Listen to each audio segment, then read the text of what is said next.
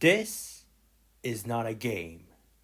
This is the warning to our current world today.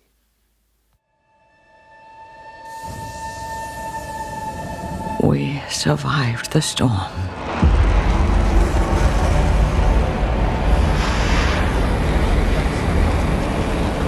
But it changed us. Mere survival was no longer enough. We kept expanding. More and more people. Dreaming different futures. Conflicting futures.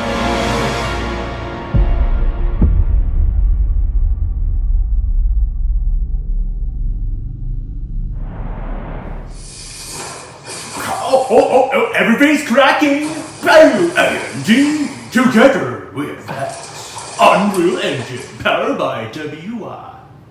Whoa, look at that little tiny snowflake, everyone. Yeah, man, I just hope this PC isn't going too slow. Compiling shaders. Oh my gosh, there's 575 of them? Okay, there's information, blah blah blah, and that's screaming. I just hope I don't experience any significant lag here. Setting Alex data. Yeah, I need to turn it on. Just in case I run into anyone's warning.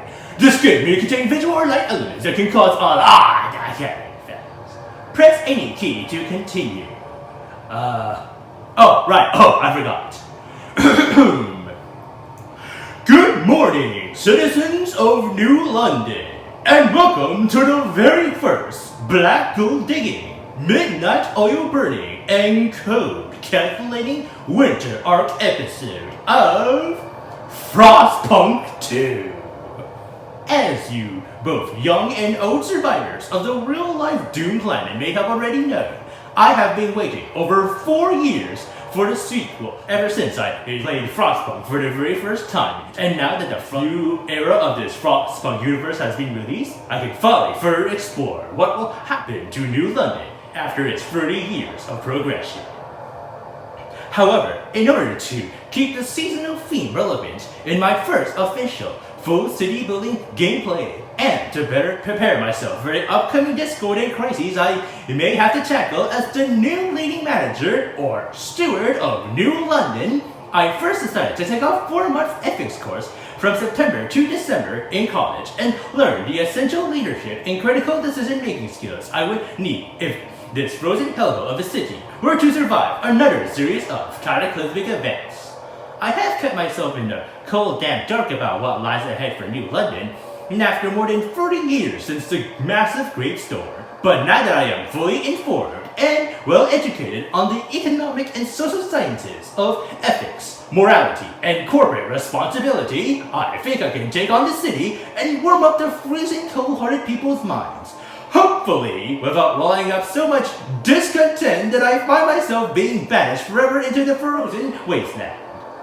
Or be booted out of the council's office, or be changed to the execution steamer and scalded to death, or shot in the middle of a cold street by a hooded assassin, whichever comes first.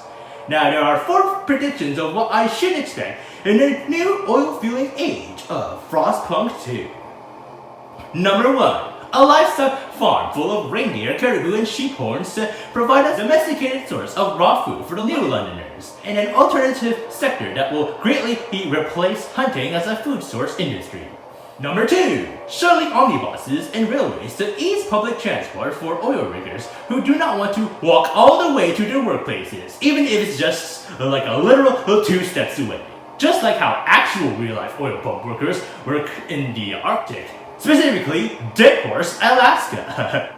Number 3. Rival local economies among other settlements who want to forge new trading outposts and major trading highways across the Frostland and Frozen Oceans. Much like today's global rivalries between the West and East to build a polar Silk Road for the Northern Pole as a replacement to the Suez Canal, which is now totally sucking as a trading channel due to ship breakdowns and recurring Middle Eastern conflicts.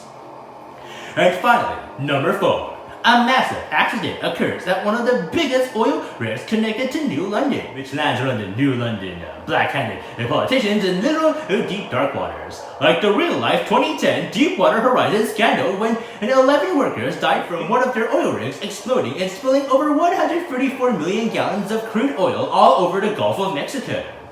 Hopefully, the third and fourth prediction will not come to pass as we progress through all new chapters of New London and continue to forge new industries to fortify our human purpose and survival on this unforgivable bullets freezing hellscape. For those who are already well familiarized in the world of Frostpunk, I welcome all of you back into the tumultuous tundra, despite knowing that these winter temperatures will drop and become cold as a Yeti's testicles in Yakutia, or Yakistan if you're a Brody fan. But for the little winter wolf pups and old newcomer refugee migrants arriving to New London for the very first time, allow me to introduce the world of Frostpunk in the form of my very first ethics presentation. Linking ethics with Frostpunk's surviving city. Now, what exactly is Frostpunk? Well, to put it in layman's terms, it's an apocalyptic world set in the alternative timeline from the Victorian era, 19th century, to the Edwardian era of the 20th century. It's kind of like a hybrid between the second industrial revolution and the third industrial revolution. That means they still have some mass manufacturing factories and steam powered locomotion. But to keep it interesting, they also have some advanced working automation through physically encoded machines, meaning they have automatons that's programmed with punch cards and hold tape. Now, what happened during the world of Frostpunk is that a massive great frost has engulfed the entire world, causing it to become completely frozen after the eruption of Krakatoa and Mount Tambora in the year 1883, which not only caused the whole Earth to experience a year without a summer, but may possibly lead to an eternity without summer, because of the dimming sun, which in turn just only exacerbated the global cooling effect. Fortunately, rapid technology advancements, capitalist industries, these has helped us ease the growing mass public discontent worldwide caused by world famines and resource shortages by propelling the development of the first generators in the Arctic North. Now, what exactly are generators? Well, basically they're like massive heating tower or utility systems that generate a large radial or octopus network of underground heating pipes that can support upcoming new city infrastructure's resistance to extreme cold climates. Now, what sort of VUCA challenges we will be faced in the new frozen world? Well, for those who are not familiar with economics and ethics, VUCA is the acronym for Volatility, Uncertainty, Complexity, and Ambiguity. Volatility describes the rapid unforeseen changes in nature, such as the intense ice storms, and the biggest of all, the Great Storm. Uncertainty describes the unpredictability of events, such as refugee crises, famines in New Manchester, and the malfunctioning of generator in Winterhome. Complexity is the intertwining forces and issues, and the difficulty of comprehending the cause and effect relationships. This can include the blurred cross-categorization of worker and engineer class, or the working class and convict labor class. Ambiguity, which are the unclear realities and misunderstandings from mixed messages, such as like the negative public reaction to the fall of Winterhome, which instigated the rise of the Londoners, and also the mixture of rumors and propaganda related to the upcoming Great Defrost way before the whole entire Earth literally turned into a snowball. As the people become more destitute and survival dwindles on a global scale, major issues such as declining temperatures, global climate change, class risks, and corruption of moral leadership will become more pronounced. Thus, in order to avoid becoming another casualty in Frostpunk politics, either through banishment or public execution, the leader, that will be me, the captain, or the steward, depending on which game you play, must question themselves on whether they are fit to function in society and be part of the city's problems or be engaged in the solution. Now, how the heck are you supposed to make a very good Frostpunk government? More importantly, how do you make sure New London doesn't end up falling down, crashing into the abysmal icy rift below? Well, in order to have a good Frostpunk government, you need 3 important pillars. Good management, which is always linked to ethics, good organization, which contemplates on and applies to ethics on to management, and finally, good citizenship, which goes beyond organizational boundaries and promotes ethics. Now, what exactly is New London, which will be the main setting of this Frostpunk story? Well, New London basically is an isolated British-dominated urban society built during the steampunk era in 1886 and has advanced towards dieselpunk development within 30 years, up to 1916. Starting out as a small camp settlement, New London later grew into an industrialized capital city dominated by a socio-economic class of workers and engineers, led by the dominating executive and legislative leader known as the Captain. However, within a few couple decades, political system later rearranged itself into what's more akin to a parliamentary democracy, which is led by a steward, which I think is this version of the top manager, or the London version of the prime minister. So.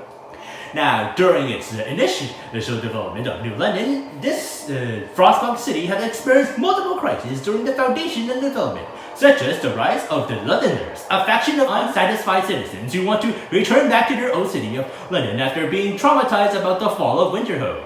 Then comes a mass incoming refugee crisis from the south, led by the well-known climate scientist named Dr. Nansen.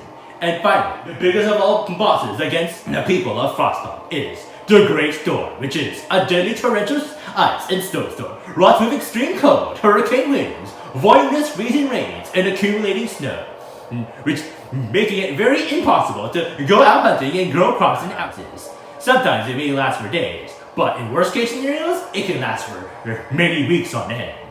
And as captain of New London, the city must adopt one of two pathways to provide purpose to their doomed citizens. You can either choose order and discipline, which is focused on maintaining public safety and security among society, and acting as a public police force to prevent criminal elements such as the Londoners from causing discontent and bashing hope. Or you can choose faith and spiritual strength, which provides religious fervor and divine uplifting to those bereft of hope and washing away doubt from the Londoners who were deemed as lost souls awaiting for salvation. Of course, there were other historical DLC events that were occurring during crises such as the Winter Arc revolving around natural scientists and engineers saving the crop seeds from mass extinction after the Great Storm, which then got further complicated by a arrival of new moral dilemma after being informed by a lone survivor about the plight of New Manchester.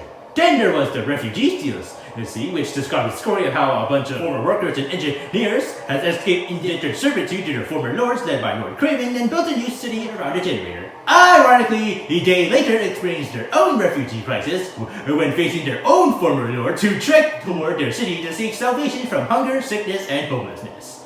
Then there was the fall of Winterhome, which occurred after their former leader failed to diagnose the defective malfunctioning of the city generator. This in turn led to the massive rioting of the Winterhome and subsequently the citywide evacuation of its citizens after multiple mechanical failures were discovered in the generator.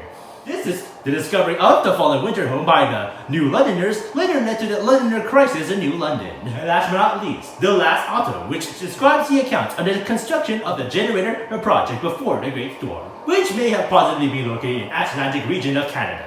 This side story focused more on maintaining motivation among the construction staff and engineers, while also meeting strict deadlines of the generator project and mitigating labor strikes. Now, throughout the game, we might encounter multiple influencers, not just workers and engineers, alright? Any potential influencers or stakeholders of the New London government we may encounter may include other government factions, workers' unions. Always keep in mind about the workers, guys. Major institutions such as technology workshops, first-class groups like former lords or people who later built themselves as the new class of lords in this Frostpunk universe. Other minority groups like potential outside refugees adventuring in the Frostlands, civil, political, or business activists, some citizen groups, communications such as propaganda centers, government-owned or semi-independent enterprises similar to the Crown corporations in real-life Canada, and, most importantly of all, charities. At least, that's what my theory goes if I were to play the Frostpunk 2, okay? But whether in real life or in-game, the same principles of city government still applies. As the most greatest Greek philosopher once says, in union, even the smallest states thrive. In discord, the greatest shall fall. My name is young Stuart Z, and this is my winter arc. Alright then, let's go to the settings first. Oh my god, I'm doing it! That's so fucking scary! I'm checking in my coats now, man. Maybe I should raise the volume a little bit. Yeah, I'm playing this on PC, okay? I was going to play on PS5, but then I kind of made a promise to my students on business ethics that I would like release my first early playthrough of the FROSTPUNK 2. Well, I'm sorry, I just made distracted by this very epic orchestral music playing in the background. Let's head to settings and onto the scene. What's 50 waves? What? That's fucking long. Maybe. Never! No, I don't want never! This reach now I have to do weights? What the hell? No! Where are the fucking games? Oh, that's fucking cool! There it goes. There's a lot of screen and print. Yeah, I remember rotation speed.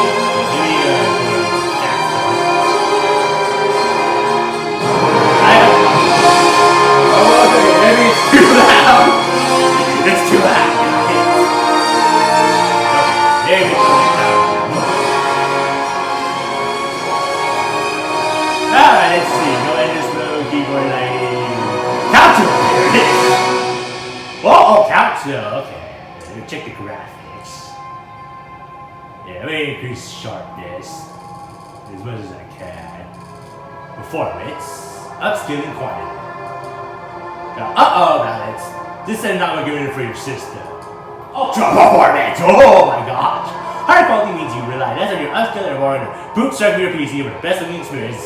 Higher performance means we offer the more looking at your upscaler is good. You go lost it down. Can only change the name menu. Yeah, let's just stick with performance. I just hope this doesn't go too slow on me, guys. I really want this to make this the most perfect experience, you guys. Texture is very low. Maybe just okay, not recommended. Okay, let's just leave it as that. Okay. Speed, keyboard. There's so much to learn here. Yeah, I'll just learn all. I'll learn for the tutorial. Okay. Oh, they even have Chinese. All right. Yeah. There's voice over the language. I'm so lucky because I live in a Chinese family. Okay, my family's Chinese. All right, but. So I'm very glad they actually have this option, but for me, well, English is my strongest language, so I'll just stick with the English first, okay? And maybe as we progress through, I might switch to Chinese. Alright, so right now English is my go-to game because this takes place in New London, and in New London, expect a lot of white people in New London, okay? Because basically all the other races is that didn't make it to the generator cities as the whole entire Earth turns to a snowball. They're basically already dead, so we're only left with white people in this game. Okay, so are we sure? Yes, let's do this. Confirm shit. Yeah, I think I'll. How are you going? Utopia, anthology, let's just go to the story already. Okay, I want to get this started. Welcome to FROSTPUNK 2. FROSTPUNK 2 is a challenging game in which planning ahead is crucial. Yes, very indeed crucial. Okay, you gotta think ahead of the game. Think like a capitalist. Capitalize on the games, socialize on the rewards. And failure is a natural part of the experience. If you're a veteran of the original FROSTPUNK or enjoy a challenge, you may try your luck with an officer or higher ranking individual. Otherwise, we suggest you start as a citizen and take it one step at a time. Remember, it's not about how many times we fall. It's about how many times we can. Yes, resilience in a nutshell, everyone. Okay. Go onwards. Hold on a second. Maybe I should change the sound settings, okay? The music's too loud. Master. Okay, maybe turn it down over here. Video volume. Yeah, okay, maybe this a little bit high here. Voiceover. Oh, there's gonna be voices over here, man. We're gonna have more spoken lines. Yeah. I think we're good. Now. If you excuse me, it's time for us to start the game. Frostpunk 2. Starting with the prologue. The wanderers. They came upon the old machine, as they always do. And when the whiteout hits, they must survive. Oh, whiteout. Yes. Just like the piece, the document with plenty of errors to be erased out. Man, it's a little bit choppy here. In 1887, the world froze to death. Civilization crumbled. The failing British Empire built generators to support citizens of evacuees. Cities that would become the last of Earth. Whether huddled by a generator or out in the open farmland, those that survived were shaped by the ordeal. 30 years later, all have become very different people. Now we'll go with officers. Yeah.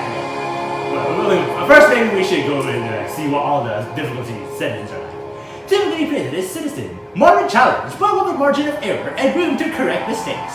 Officer, a challenging endeavor. Still within margin of error, but otherwise demanding focus and planning. Steward, that's me! A demanding challenge with little room for error, requiring meticulous planning and ability to manage concurrent crises. And Captain, yes, that's the rank you play in the first FROSTPUNK game. Extreme challenge with almost no room for error, requiring perfect planning and ability to deal with mounting catastrophe when plans inevitably fail. Yeah, I don't think I'm ready to be Prime Minister, guys, so maybe you'll just stick with Officer.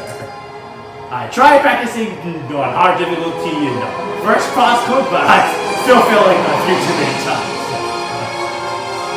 Yeah, let's just start the game right now. I think we prolonged it here a little bit too much. Okay, so let's roll out, guys. Yeah, alright. Yeah, we're gonna build up New London, everyone. Woo! Yeah. We're gonna raise some hope, people. Abandoned ruins are accessible. You go to abandoned ruins. Let's talk about full extraction rates from the resource deposits will be reduced to constant. You may consider reassigning work bars where they are more needed. Yeah, it's most important. Well, this game is going, I'm going to talk about what the definition of society is. You see, society is defined as a community with broad groups of people. Oh no, there's something wrong. Hold on, guys. Okay. Maybe turn on the settings. Maybe turn on the frame rate. 45 seconds, that's good. Upscaling. Choose between different methods of learning to give a little bit of solution at scaling your screen to actual language. I actually thought that my computer can handle this, but apparently not. Yeah, I think my cursor is going a little faster now. I think this would be good. Okay, let's try this again. Anyway, so where were we? Oh yes, definition of society. It's a community of broad groups of people with common traditions, values, and history. New London was formerly a militaristic/theocratic society, depending on the choice of the captain, before it has transformed into a pluralistic society consisting of a democratic parliament. Many citizens living in New London are always in constant conflict with each other, such as Londoners. I know what okay, schizophrenia flashback, guys.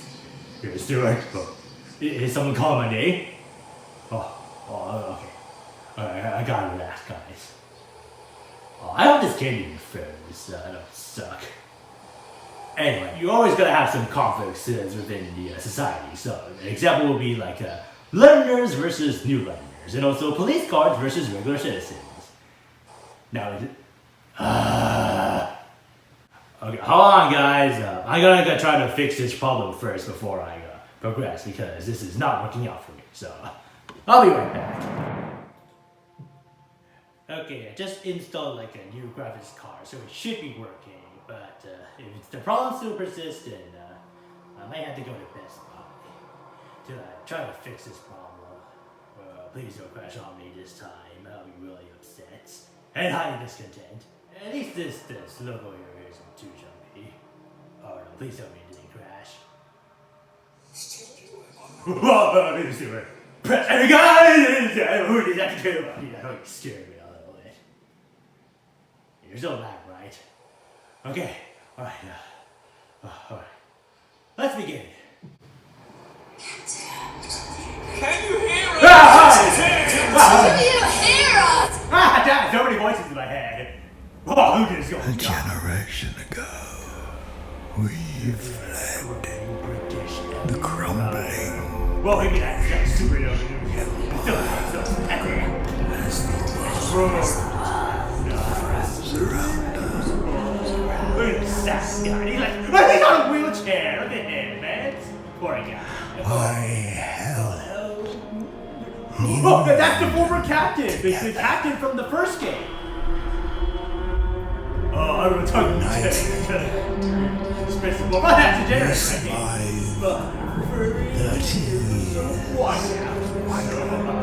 Yeah, so much violence, okay? For the white race, guys, okay? We're trying to bring like white supremacy. But the world around us is dead. It's dead. Yes, all the minority races are now dead because they couldn't survive winter, like the white people. Right. Oh my god, this voice in my head, okay? By the way, not being racist is just the reality, okay? The city. Oh, all this oil that we just pumped out of the ground. Merely surviving is not enough. Yes, we must provide hope for the future, guys. We need to industrialize, capitalize. Who survive? We must innovate for humanity. Oh, that's the kind of shit. It's not my birthday. Oh, look at this guy. Oh, it's just sad. Oh, I'm so glad I'm playing this on my TV. Ah, it's Dr. Frozen. The captain's dead. No, we have to hold a funeral for him. I'm so sad, man. I am so sad I have to live in this god hellhole in real life with the rest of these black people. The Wanderers. Prologue. We have been roaming the frozen desert for years. Many of us do not remember the world before the Great Frost. Now another whiteout is coming, and again we reach the old machine. Again we will rely on its furnace to provide heat throughout the storm. In the past, we will always make sure there is enough supplies for the next whiteouts. For our numbers have grown through the years. Providing for everyone is gonna get much harder and harder. And this is why that you need the power of capitalism to boost up everyone's chances of survival and improve standards of living. Because you see, in order to progress through humanity, you need to construct a form of business rule within your new utopia in this apocalyptic hellscape. You see, what defines as a business is a private commercial value-oriented legal enterprise that may be for profit, for benefit, which might be the highest emphasis in this game, or cooperative. Now it can range in size from a small one-person proprietorship to a large multinational corporation with thousands of shareholders. But considering the circumstances, I guess we had to start with very super small first, okay? Now, due to the rapid hyperinflation caused by the Great Storm, paper currency such as the pound has now become useless tender. So essentials such as coal, wood, and then mainly food rations, and also later much on, oil has become precious barter items. Now, I'm guessing that in the far future, in after 30 years, New London must have, created some sort of governmental legal fiat monetary system based around, rations? In order to keep the economy flowing, okay? Especially in the apocalypse. I'm guessing all post-apocalyptic businesses in New London will probably be mostly state-owned, coal mines / oil rigs, steel factories, and wall drills in certain sense. We must survive! Survive! Or die trying! Okay, let's see, we're starting out here. Oh, I see some mountains. Ooh, is that the Arctic Ocean? Oh, man. I really wish this could be on a bit higher resolution, but I don't want to overload the PC. Oh, what's this? Is that a fishing spot? What's that over here? Oh, is that the old generator? Is this where we're starting? Prologue. Don't want worse. Well, time to engage my John S. Stewart. Fight the code! Welcome to the prologue. Here you will learn the basics of construction and controls. You'll need it for what awaits you in a larger city. The old dreadnought remains in pieces under layers of snow, but the scattered wagons still have resources inside. First, we must break it out, and maybe converse with some businessmen to discuss on how we're supposed to build this whole entire city. And also to reach one of the oil wagons. Oh yes, oil is the most important resource now. We're going for this very outdated, inefficient coal, guys. We're not pumping in the black gold, man. Yeah! Construct an extraction district to use it. Then we can turn on the dreadnought furnace to heat us. Wait, let's start the furnace. How do we pause this game? Wait, I need to pause first. Oh, spacebar to pause the game. Yeah, I want to take this slow. Okay, this is a generator. Oh, dude, oh, that's how you do it. Okay, let me see here. The texture's a little bit hard. Okay. First, we have to frost break an oil wagon. And construct the extraction discs on the oil wagon, then turn on the furnace. There's a dreadnought wreck to provide some heat. And we had to do it within 88 weeks. Lucky for us Chinese people, 88 is the lucky number here, so I think we'll be good here. Overall trust. Okay, now instead of like hope or anything, we have to begin trust, okay? Previous game it was hope. This game is now trust. Right now, overall trust is now accepted. Support not affected by neutral waters. 100% negativity. Relations define how much communities trust you. Bigger communities impact overall trust more. Press T to see tutorial. The trust button. The trust is located at the bottom of the screen. Trust shows how much confidence people have in you as the leader and your decision making. Yes, that's very highly important, okay? If people trust you, then they will follow you. And when they follow you, they'll do whatever you say in order to make this city better. But first, we have to start from the ground up, okay? It mainly consists of your relations of all communities and factions. Oh, yes, this is what we talk about here, you guys, the shareholders. Speaking of business-side relationship, okay? In order for a business to function successfully, they must operate in healthy societies that can provide the necessary infrastructure to generate resource inputs. So, for example, child education, the labor force, military, yada. Society must provide a regulatory framework that supports the development and innovation, such as workshops, ethical practices, such as laws promoting moral codes, and responsible government or corporate citizenship. When both businesses and society form a symbiotic relationship, they can foster sustainable growth, shared prosperity, and positive well-being. As the wise Paul Pullman says, business cannot succeed in societies that fail. Oh, remember that, fellas, when you played any city building game, okay? So anyway, actions of all communities and factions, which are influenced by your actions toward them and the fulfillment of your promises. Yes, promises, very important, okay? Never break a pinky promise, okay? Or else a big giant angry and big horse is gonna come over and maybe stomp on your corpse. Additionally, their opinion of you depends on the direction in which you develop the city. So for example, what you research, build, and will vote on.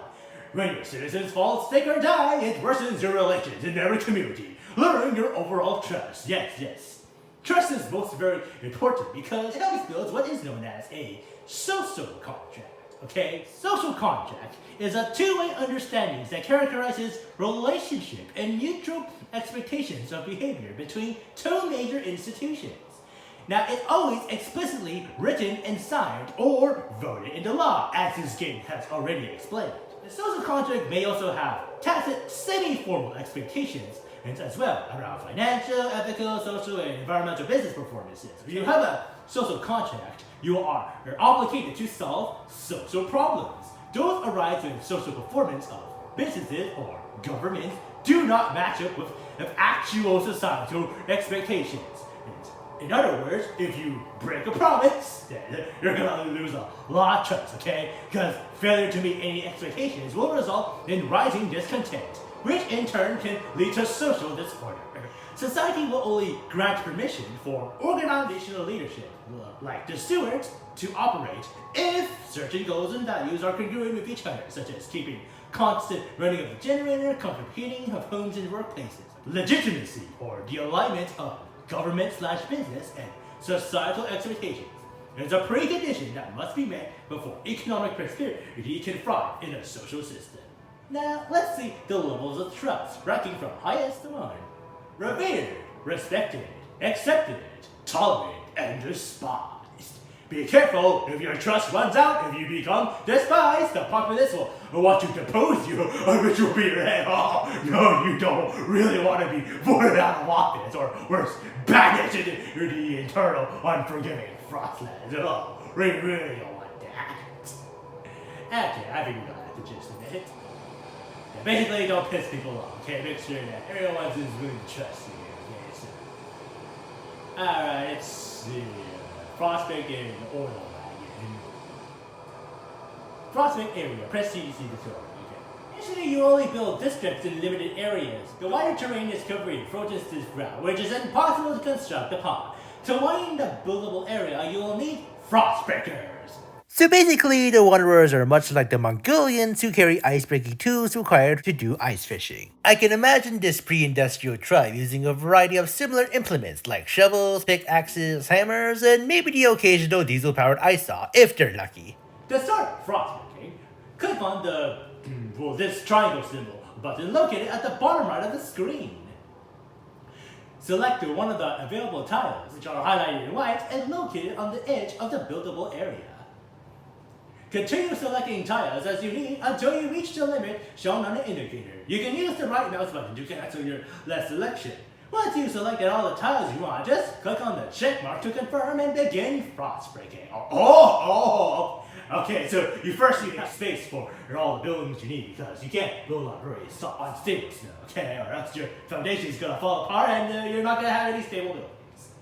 Remember, to build districts on resource deposits covered by frozen ground, you'll need to frostbreak those tiles first. Frost breaking cost is fixed, so it's always cost you to stay no matter how many tiles you select. In real-life microeconomics, fixed cost is defined as short-term input costs that do not vary with level of output, as opposed to a variable cost that changes with level of output. Examples include charges in rent, leases, insurance premiums, property taxes, and interest payments. In this game, my speculation for why the costs to frostbreaking are fixed is because that the frostbreakers are under a committed fixed rate contract, also known as a firm price or lump sum contract, meaning that the cost of the job will always remain the same regardless of the time spent or materials expended during the contract work. Considering how frostbreaking can be a dangerous job if you're literally smashing ice above a frozen ocean or a potential deep crevasse, a fixed contract offers the advantage of assessing risk costs before determining the price of frostbreaking and makes it easier to cancel the job without losing money due to unforeseen work accidents. Though that also means fixed contractual frostbreaking would be more expensive. Oh my gosh, my cute. Let's see. First, we need frost break. Before construction, we need to break the ice and prepare the ground. Select the tiles until you reach oil. Yes. In modern times, you can search for oil by using these special trucks that can emit vibrational frequencies to detect the composition of the ground. But I guess in the early 20th century, you would still have to rely on downsing or probates to search for any viable sources of oil. I'm gonna be rich.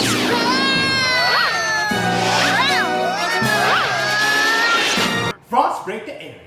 Okay, let's do this. Okay. Frost break area. Oil. Let's see. Right here. I'm still trying to get my bearings. It's right now negative 20 degrees Celsius, guys.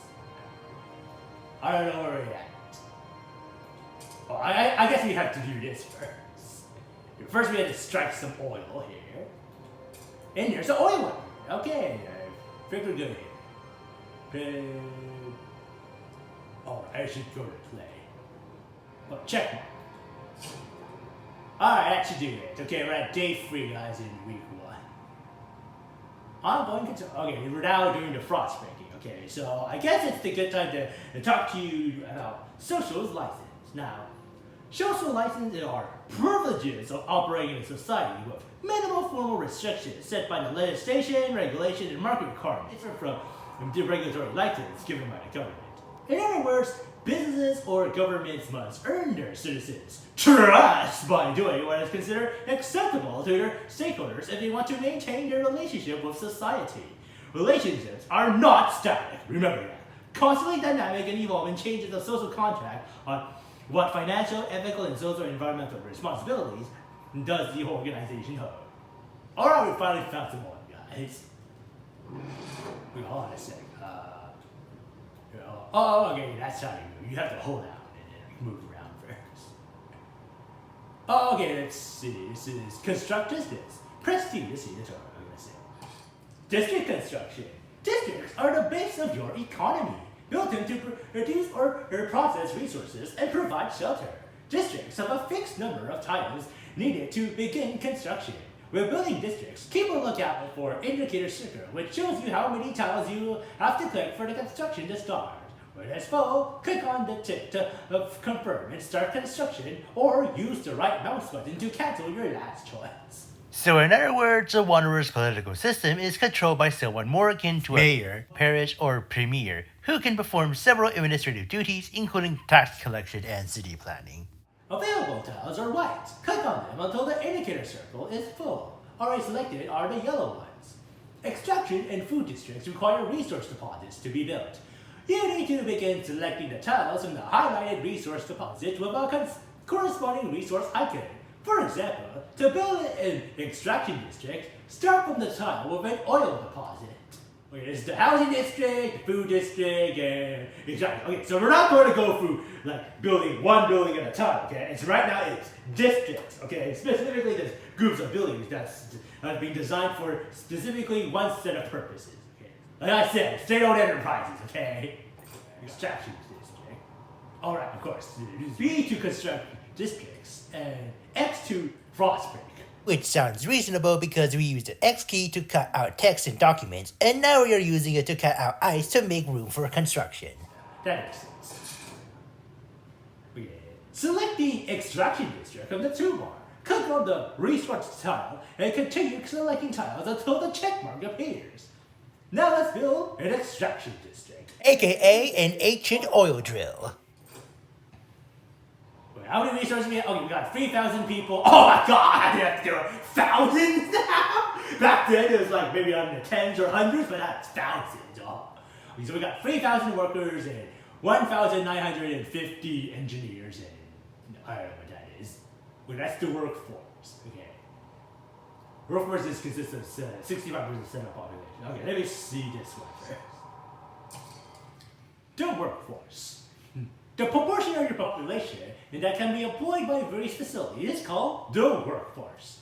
You can employ them in districts or buildings.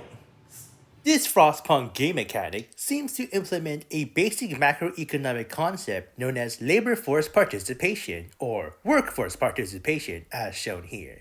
To put it simply, the labor force, under Canada's legal definition, is a population of adults aged 15 or over that actively engages in or currently seeking work. The rest of the remaining population that are not in the workforce, population minus workforce, consists of elderly retirees, full-time in-spouse housekeepers, full-time school children or homeschool children, and the physically/mentally handicapped who are unsuited for work.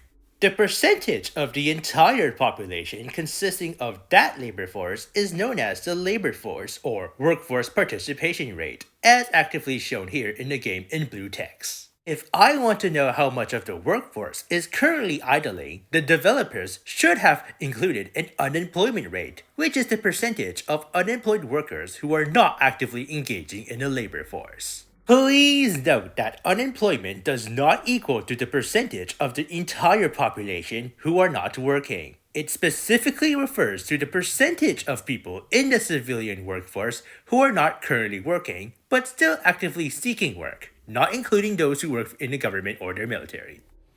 And sick or injured people cannot work. The injured will rejoin the available workforce over time.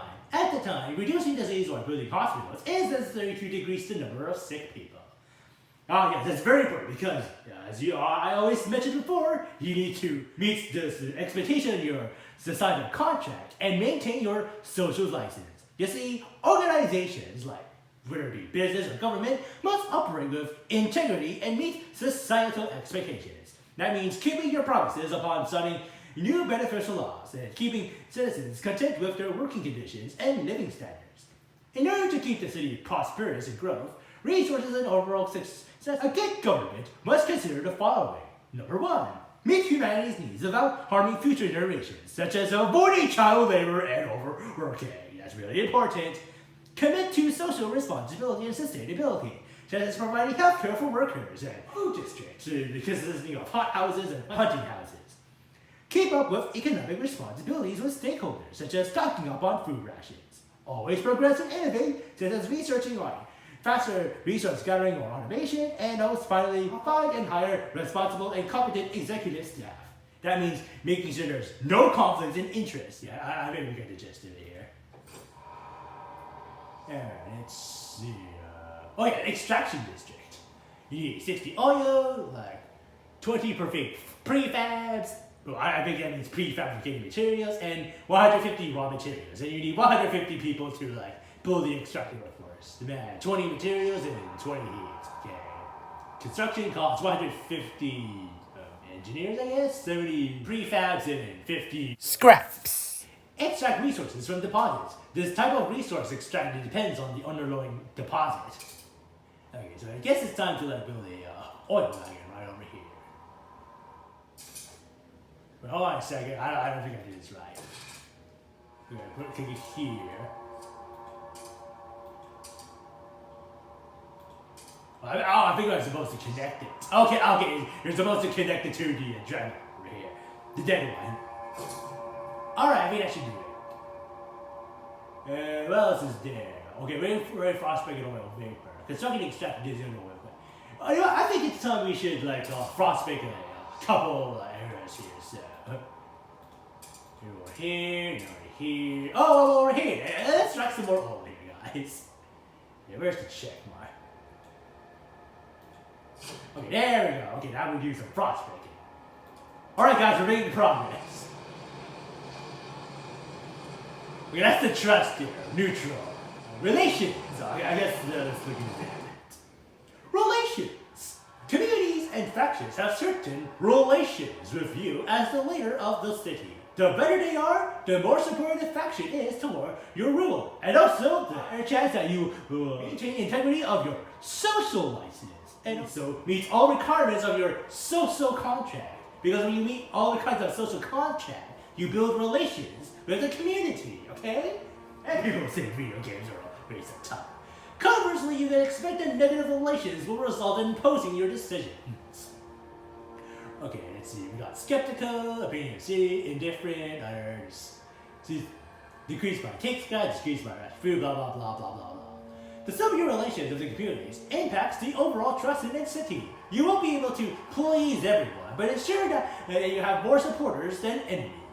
In other words, make sure everyone doesn't want to revoke your social license. And for breaking your social contract. Highly super important, okay? Because everyone knows social license is earned through trust. Trust is the most important key into a functional society.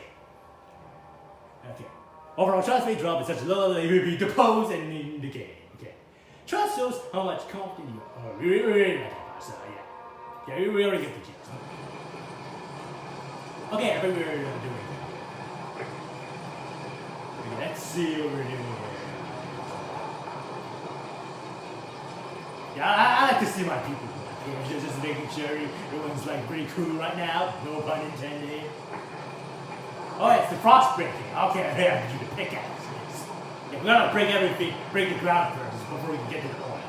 You know, they do kind of remind me of those old-timey icebreakers who would harvest ice with augers, handsaws, and power blades before transporting them by the cartload or boatload for pre-industrial era ice houses, back before mechanical gas refrigeration and air conditioning were available.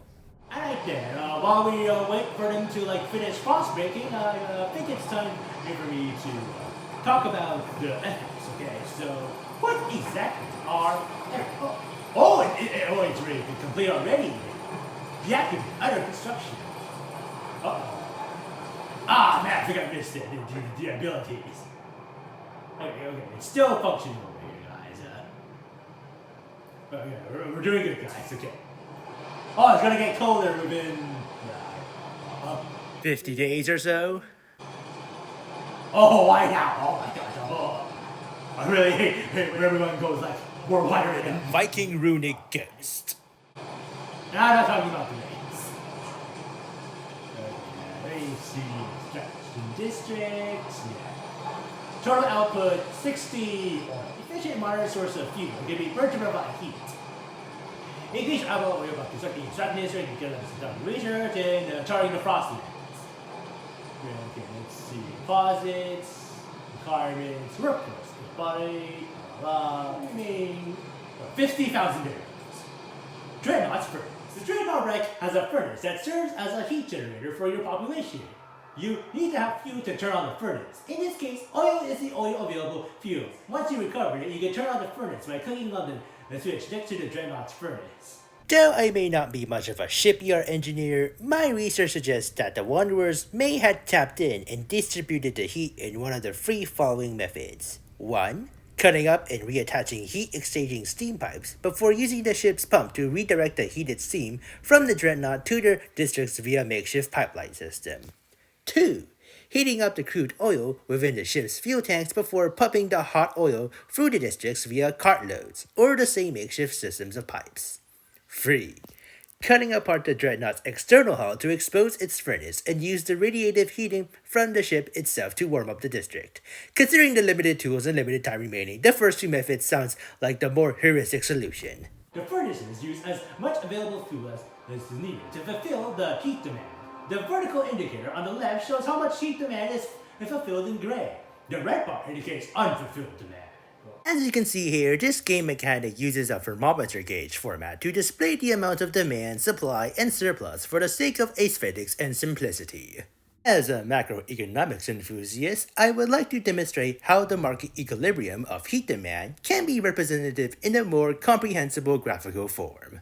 Here we are looking at what is called an inelastic demand curve for heat. In layman's terms, the quantity of heat demanded from the Wanderers will not change no matter how much we change the price of oil required to generate that heat.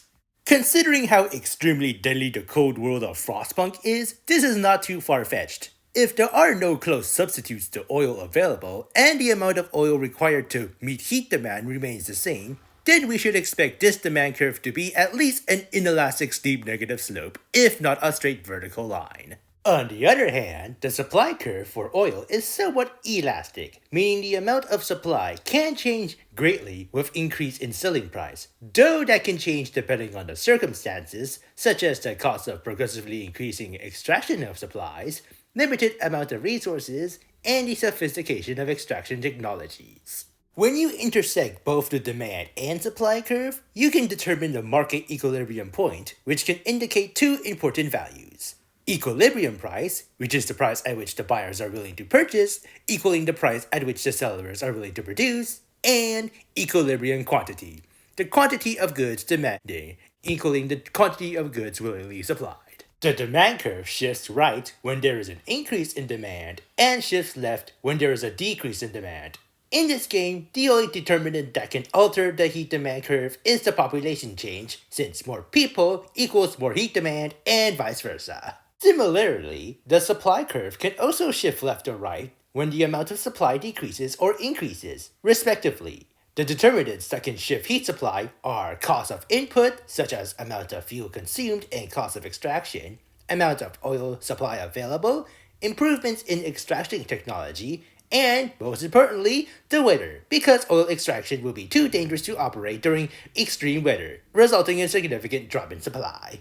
By shifting the curves, the market equilibrium changes, and the market force reacts by altering the curves to bring the equilibrium back to an acceptable level in the long run.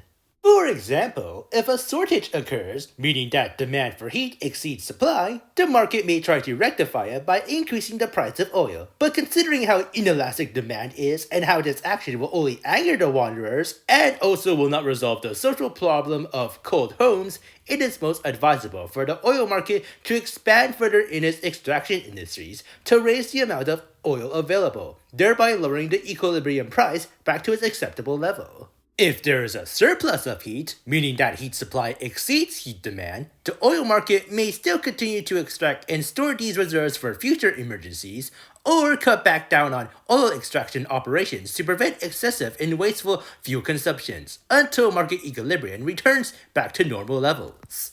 In summary, if you want to ensure a good economy in an apocalyptic market, you need to anticipate on major changes in demand for essentials, expand and capitalize in industries as quickly as you can, and most importantly, keep an eye for any major external indicators that can drastically throw the market equilibrium off balance. You can also activate furnace overdrive, which temporarily increases generator's efficiency, but also increases its wear.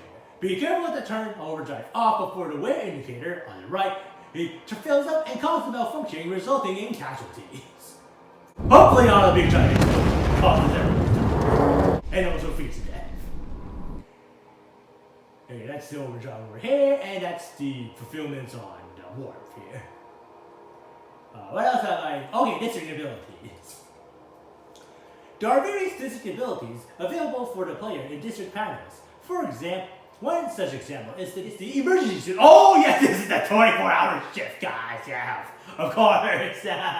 Though it may sound like a worthy and necessary sacrifice to boost productivity, especially if there is an upcoming hellstorm approaching, if you continue on with this 24-hour work schedule for too long, this could actually cause productivity to suffer, as workers will become more psychologically stressful with depression and anxiety, as well as exhausting themselves from burnout.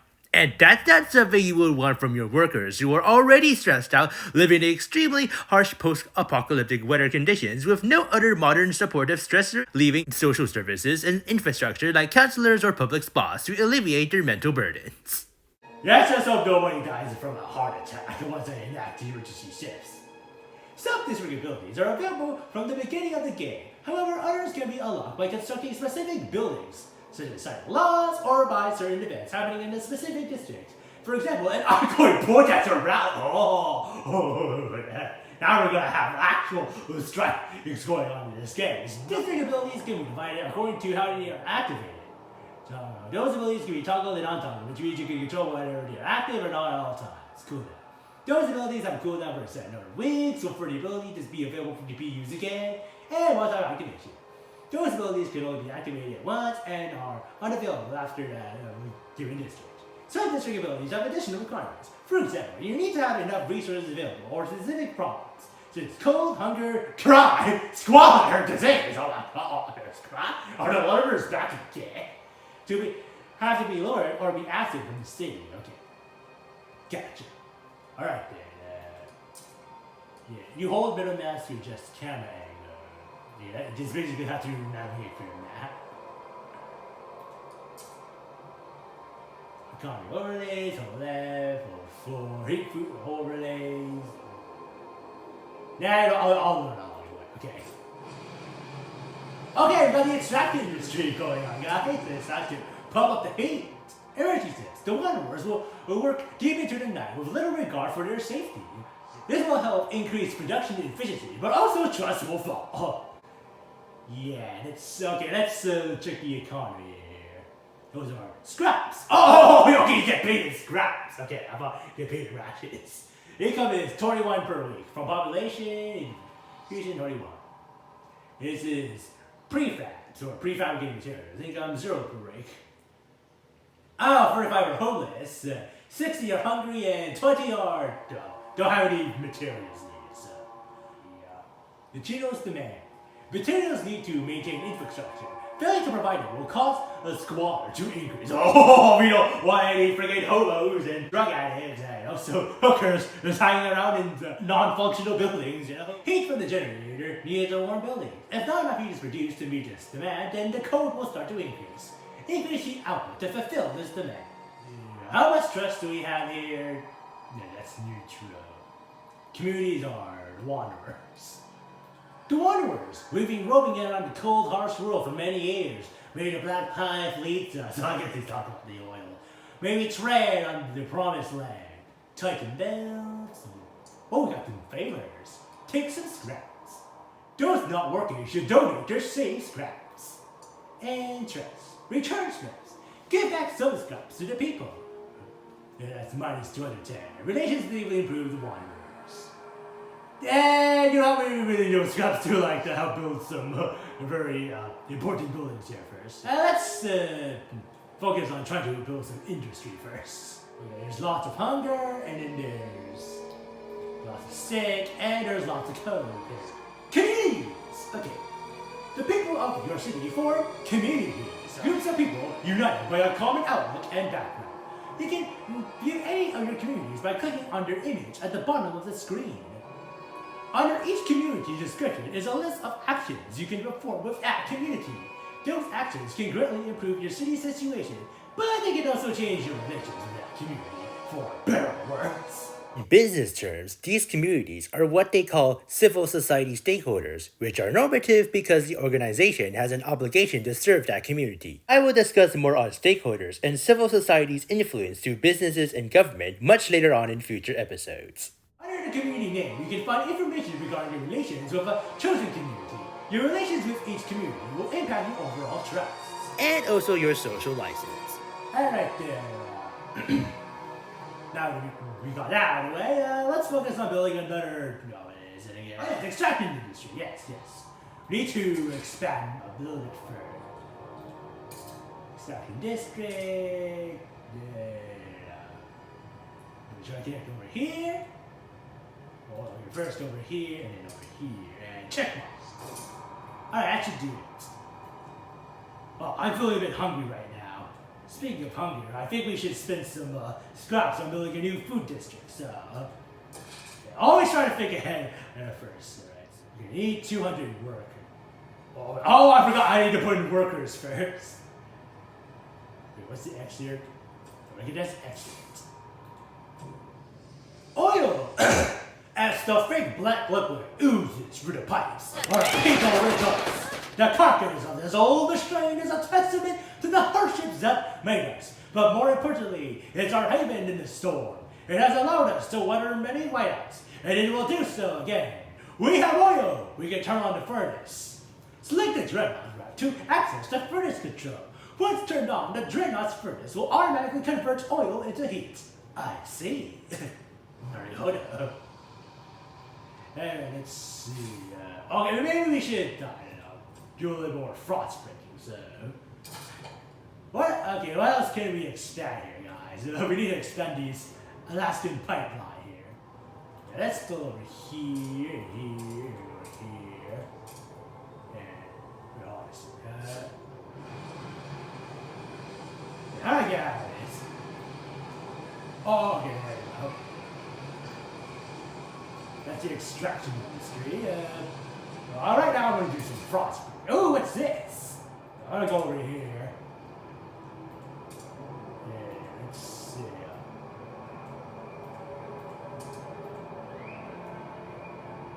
Hold on a second.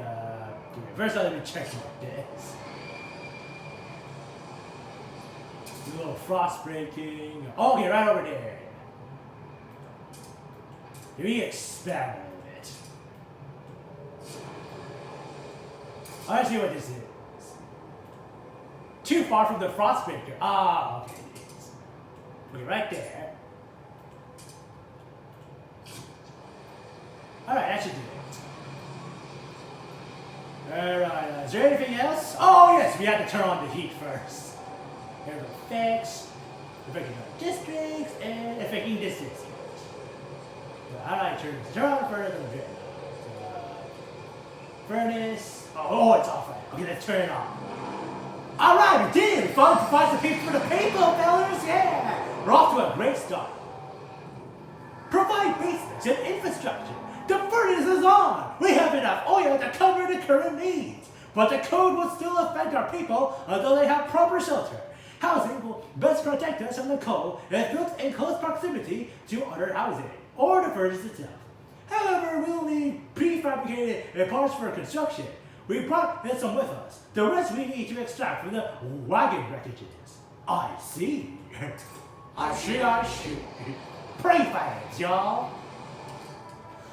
Sorry, still got my Canadian countryisms with me. Anyway, prefabs. Constructing any type of structure requires prefabs.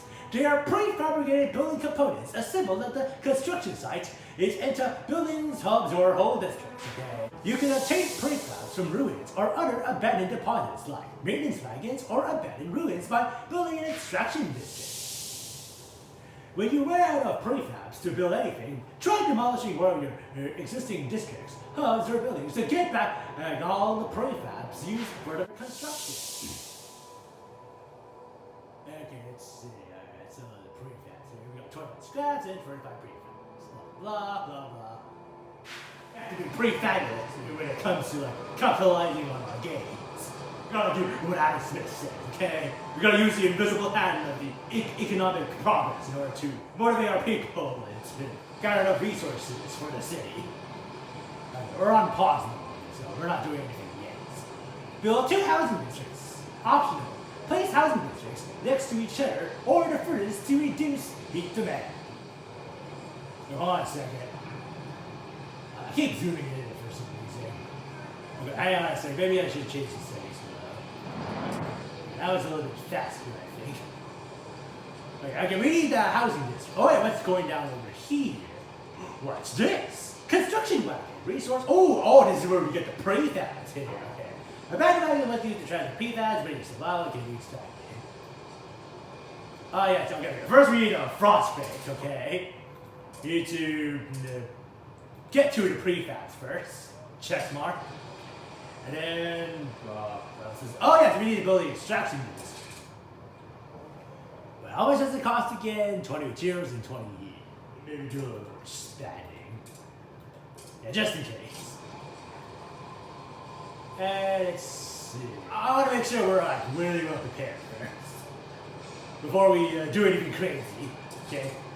Starting by housing the people, so I can gain their social trust and earn my social license. Oh, I really want to keep my license good. Guys, don't depose me. Oh, we don't have enough scraps. Oh, man. Maybe we should wait first. Oh, I see.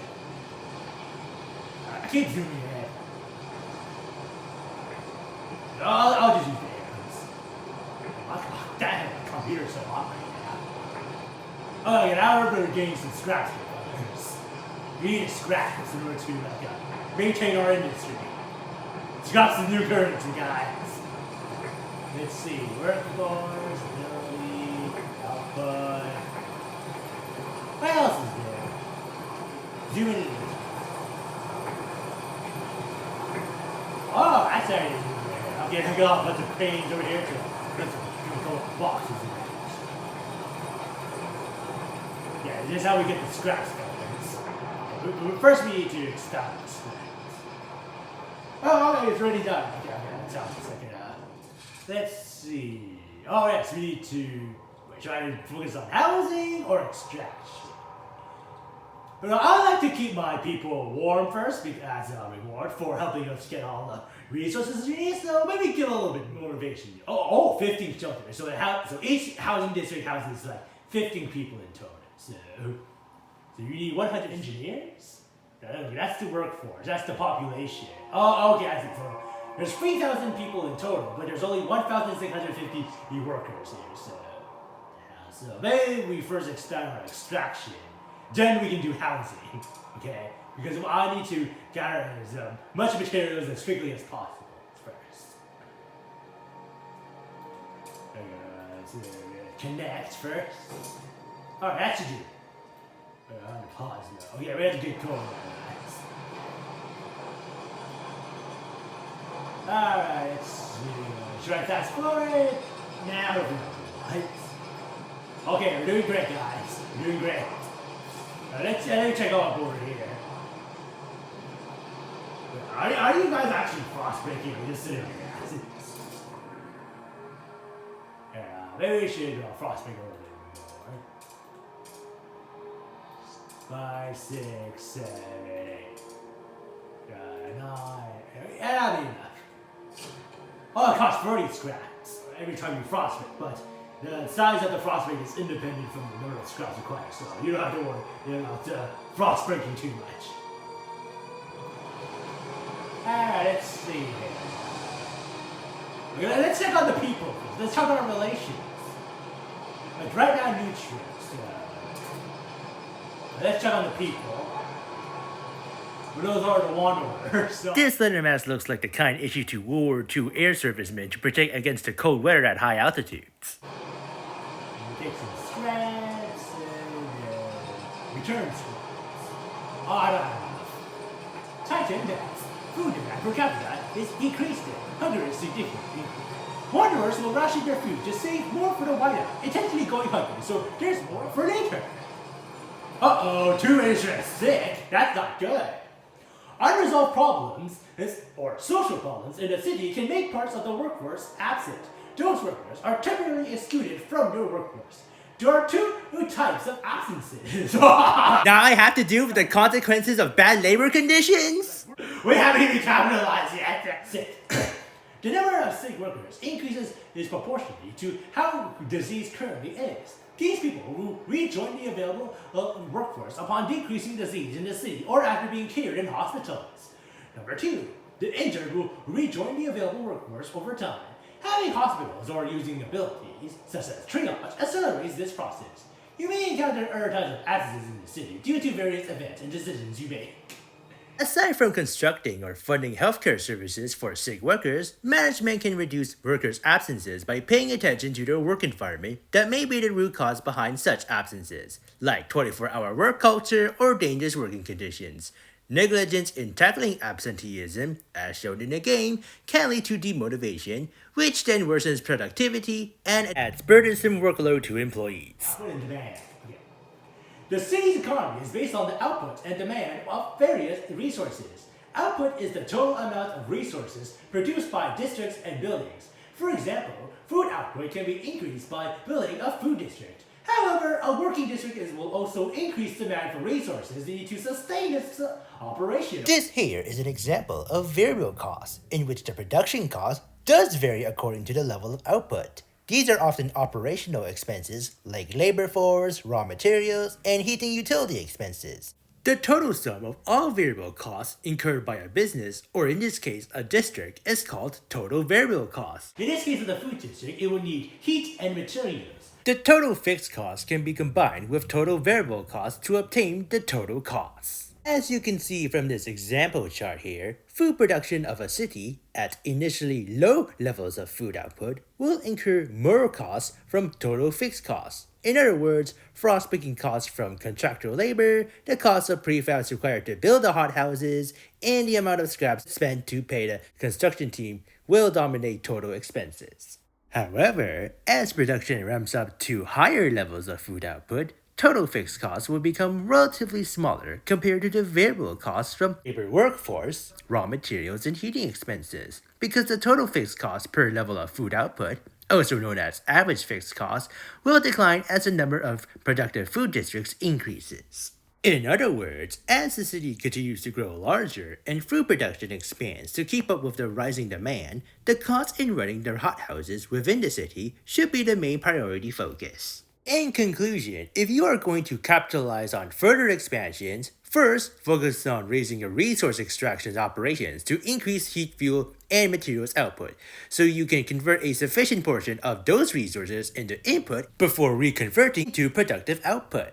When output equals demand, meaning equilibrium has been achieved, you will see a golden icon for the given resource at the top bar. When the output is higher than demand, also known as a surplus, you will see a positive number next to the icon. Demand is increased by the needs of your people who require food and shelter to survive. When the output is lower than demand, also known as a shortage, you will see a negative number next to the resource at the top bar, indicating how much more output is needed to meet the demand. Oh yeah, supply demand, fellas, that's how the economy works. Districts and buildings mostly increase heat and materials demand. Okay, let's see. Total demand for the heat, 20 materials, all unfulfilled. Okay, we need to up our a little bit ante over here, guys. Let's talk about scraps. Scraps are a stockpileable resource that can be spent on frostbreaking, funding construction, or when using specific actions. Scraps are collected weekly. Everybody provides their share. The bigger the community, the more they contribute. Oh, so it's basically like taxation. You're taxing your own people on the pay, which is their scraps, so you can use that governmental funding in order to fund for more capitalizing projects and more city infrastructure. You can use the take scraps actions on wanderers, which will increase the number of scraps in your stockpile, but also worsens your relationships with the wanderers, because everybody knows how much they hate the taxman. In a macroeconomic context, this is the FROSTPUNK equivalent of a contractionary fiscal policy, in which the government focuses more on raising tax revenue from the citizens while also reducing government spending. This taxation policy is usually enacted to dampen an economic boom to prevent inflationary rise in price levels by reducing aggregate demand, that is, total population demand for all goods and services in the economy, as well as produce government budget surplus or eliminate budget deficit. So anyway, what if you worsen your relationship with your wanderers? As a result, this will end up lowering your trust to you as your leader. You can also use the return scraps action, Also known as a tax refund. In this case, an expansionary fiscal policy is enacted to increase government spending, for example on public services, social welfare, city development, while also lowering taxation.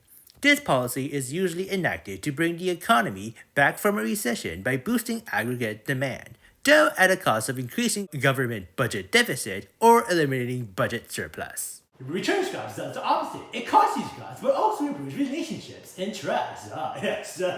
Just like how Prime Minister Trudeau is like giving us like GST tax breaks during the winter holidays, guys. Yes. I think we get the gist of it, guys. Let's go with it. Alright, let's see. Oh yes, we have to provide some housing first. That's right. Tax my people. Yeah, I think that's a little bit too early to tax. I think we'll have to wait until we reach around, I don't know, 1,000, I guess. Okay, how much are we making right now? Yeah, how do you economy? 21 per week. Oh, that's not enough. Oh, I think we have to enact some emergency sales, like 24 hours. Do we have enough trust? Do you trust me, guys? Do you trust me to put like 24 hours per day, like 7 days a week, work schedules in order to like meet our quota so we can fully house everyone? Yeah, you know what? Just this week. Just this week, okay? Just this week. Energy says workers in accepted will work double shifts. Disease has oh no, not increase disease. No! Is there a medical district? Please tell me there's a medical district here. Or a hospital at least. Yeah, maybe we should start housing some people first. Okay, we need 60 scraps for that, so okay. Let's build it over here and go over here. Wait, hold on a second, guys. I'm in a little trouble. Okay, let's see. This place is already taken. 20 heat. Hold on a sec. Okay, there we go. Okay, where's the check mark? Hold on a sec. This is a little bit difficult. Bear with me, guys.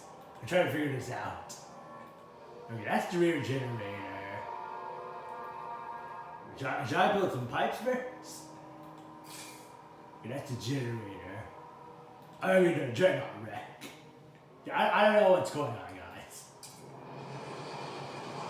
Maybe I go on pause first and then go to the housing district. Oh, I think I had to frostbite the area first. Do I have the frostbite the area? Yeah, I say. Oh, it's cold! That's not good. Cold is a measure of how well your city is heated and how protected your people are from the frost.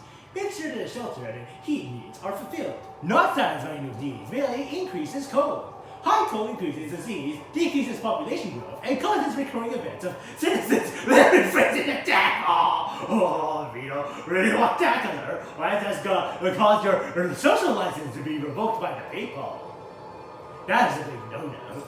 Can't figure out how to put on housing. I don't know why he's not doing it for me.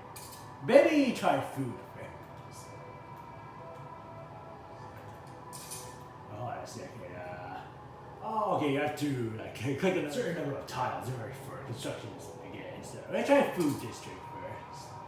Oh, you can only like put these squares at certain areas.